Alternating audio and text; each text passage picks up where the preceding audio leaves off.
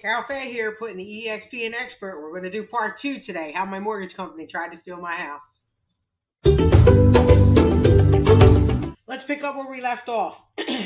Shira said she had to, do a little research and they would call me back. So within like 2 days, my phone rings and I had taken the time to lock the phone number of the mortgage company in my phone because obviously this is now a high priority call, just like my clients. I want to make sure I answer. Phone rings. It's the mortgage company. 2 days later, I think to myself, this is fantastic. They've done everything that they had to do. They're calling to let me know that everything has been straightened out. Everything's going to be good. No, what happened is it was actually a collection call from their collections department. And they're like, oh, you owe us this payment. And they're real belligerent when they think that they're talking to somebody, who doesn't know how things work. They're just real belligerent anyway. But so I was like, well, no, I'm expecting a call. I was talking to someone the other day. There's been a mistake. Like I didn't miss a payment. And I thought it was you calling to tell me that you had figured it out. No. So she's like, okay, well, I was like, okay, well, I'm just waiting to hear back from the mortgage company now because I did speak to, and I told them who I talked to and what the conversation was. And they were like, okay, they'll get back to you. Hangs up. Okay, fair. So at this point, I literally start getting collection calls every single day. They are nonstop, 7 days a week. They don't want to hear it. They want their money, even though I'm like, wait a minute, like we're trying to work this out. Like I didn't miss a payment. I don't understand what's going on here. So these calls are every day, and they are getting more belligerent as time goes on, okay? So now I'm calling them, and they're calling me. So I call back. Now, I originally spoke to somebody, like, in the end of November. They never called back. The only calls I was getting was collection calls. So I call them back, and I'm like, hey, first of all, you can't just be calling me like this. Like, this is ridiculous, because I'm telling you I didn't miss a payment. You've made a mistake. We need to figure this out. So this lady's real obnoxious, and I can look her name up, but she's like, well, you have to provide us with proof of payment. I said, let me get this straight. You make a mistake and I got to put in the work? She's like, yeah, either you prove you pay it or it didn't happen. Pretty much she's like, prove it or you never made the payment. She gives me an email address. She says, once you have your proof of payment, you email it to this address and we'll process it from there. So I say to this woman, what month do you have that I missed this mortgage payment? I don't know. What do you mean you don't know? You're telling me that you have in my account that I've missed a payment, but you can't tell me what month you think that it was so that I can provide proof of payment for that month? She said, well, my system says you didn't pay November's payment. Well, I paid November's payment. So I said, okay, let's go through. No, I'm not doing all that. Wait, you want proof of payment, but you can't tell me when you want proof of payment for? So at this point, I'm starting to realize I got a problem on my hands. Nothing this mortgage company is saying, 2 and 2 ain't equaling 4, okay? I know that Common Core math can be a little crazy, but Carol wasn't raised on Common Core math. I know how to add 2 and 2. I can do it with a calculator. I can do it longhand. I can do it however you want to do it, because no matter how you slice it, 2 and 2 is 4. And what you're saying, sweetheart, isn't adding up. So at this point, I say, listen, you want proof of payment, but you can't tell me when you think I missed. She says, well, just give us 2 years. Because I ain't got shit else to do in life, okay? Then provide them with 2 years of proof of payment for my mortgage, okay?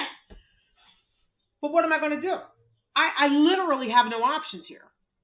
So I'm like, okay, I will get the 2 years proof of payment and I'll send it to the email address that's been given to me. And then what do I do from there, right? That's the next question. Then what? Well, of course, they have to do research. How many times I heard that through this process is insane to me. Now, this is like in December, okay? This is before Christmas, before the Christmas of 2020. This is the conversation that I'm having. So It takes me a couple weeks to get proof of payment because I don't know about you, but I don't just randomly have 2 years bank statements sitting around my house. So I start going through the process of figuring out how to obtain my bank statements. Thank God my bank has PDFs I can download right off the website. So I'm able to go in, I'm able to pull 2 years bank statements off the website. I go through each single bank statement and I highlight in yellow where their payment came out. And I email everything to them. Okay, like I said, this took a couple weeks, but I can tell you for sure I emailed them proof of payment the first time January 12th of 2021. So I email the proof of payment. I get an automated response back from the lender. We have received we've received your email and we'll process your complaint, right? Because it's like a complaint email or something. So I call. Hey, I sent it in. I received confirmation that you received it. It says you have to do research. How long does that normally take? And I am informed they should have it completed within 7 days. So I'm expecting an answer from them. I sent it on January 12th. I'm expecting an answer by January 19th, right? Because that's how math works. Please don't forget, this entire time, my phone is ringing nonstop from their collection department. Because even though I am the one in contact with them, trying to figure out what is going on, they are still calling me every single day, trying to bully me into paying them money that I don't owe. And I mean, they're real slick, right? They go, oh, well, you really should just pay this while everything gets researched because, we don't want this to keep lingering on your account. Well, shit, partner, I don't want this to keep lingering on my account either. So you know what you should do? You should figure out where the payment is that you've lost. They didn't like my answer. So, of course, January 19th comes and goes, and I don't hear from them aside from the collection calls. So I call again. Hey, I sent the proof of payment. Did you, what's going on with that? Oh, we're still researching.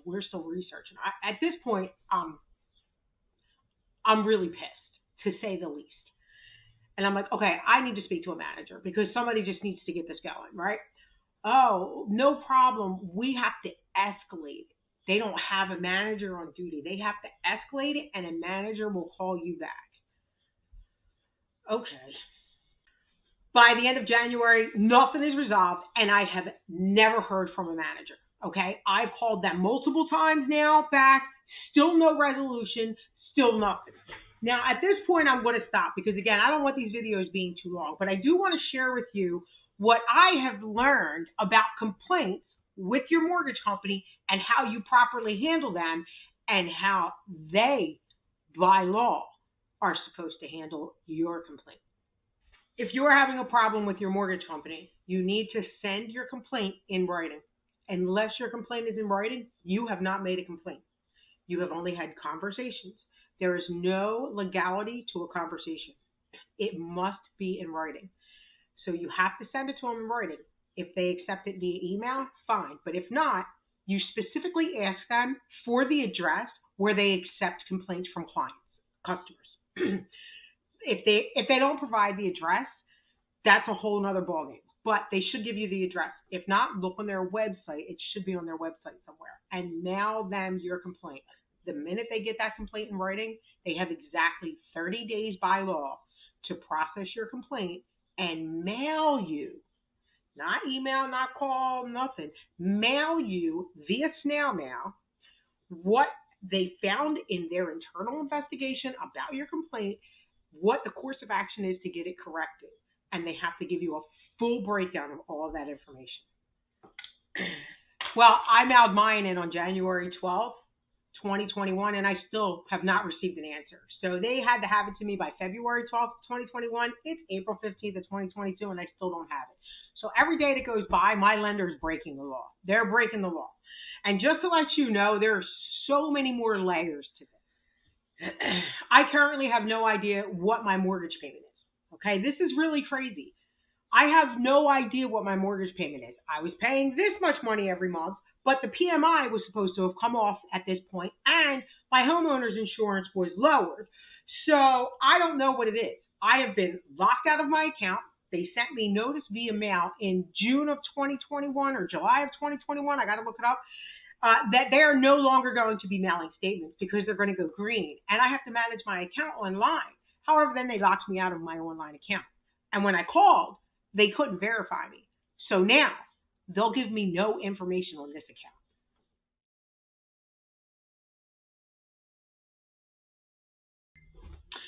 That's a screenshot of my account. Understand something. I have receipts for everything I'm saying. And it's all right now, like all these screenshots that I can't get into my account and the notice that I received in the mail that they're not sending me anything, all of that information is in the judge's hands right now. So that's it for this video. Happy Easter. I'll be back on Monday with more of my mortgage saga.